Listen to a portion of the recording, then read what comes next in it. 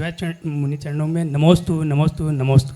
महाराज श्री, मेरा प्रश्न यह है कि कोई व्यक्ति मंदिर में पूजा अभिषेक करता है, कोई साधु सेवा में लगा रहता है, कोई साधु के आहार विहार की व्यवस्था में सहयोग करता है, तो धर्म की दृष्टि से तीनों में सबसे ज़्यादा पुण्य किस में मिलेगा?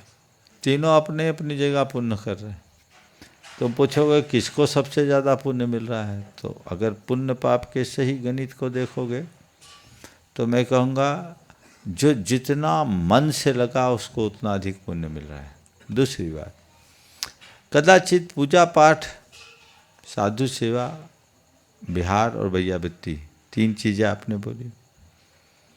पूजा पाठ भी जरूरी है, पर लोग पूजा पाठ में इतने मगन हो जाए कि घर में आए साधु को आहार भी ना करा पाए, तो उनकी पूजा पाठ का कोई अर्थ है क्या?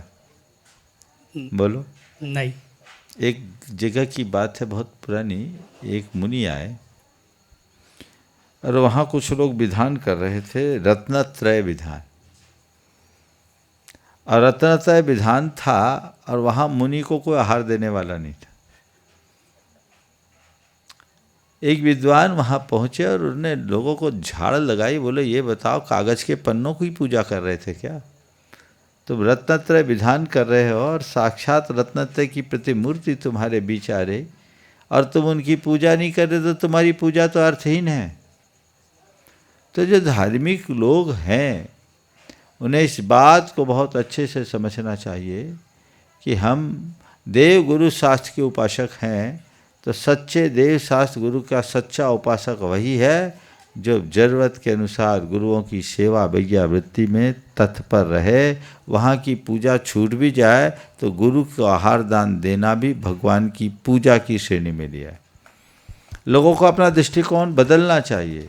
वो आप अपने धार्मिक क्रियाओं को ही अपना धर्म नहीं मानिए, ये भी आपका एक बड़ा धर्म है जो पुण्योपचय का विशेष निमित्त है, जिसका हमें ध्यान दे करके चलना चाहिए।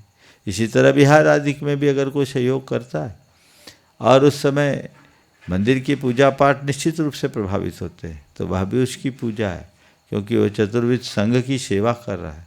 मुनि आर्य की सेवा वैयावृत्ति कोई साधारण कार्य नहीं है।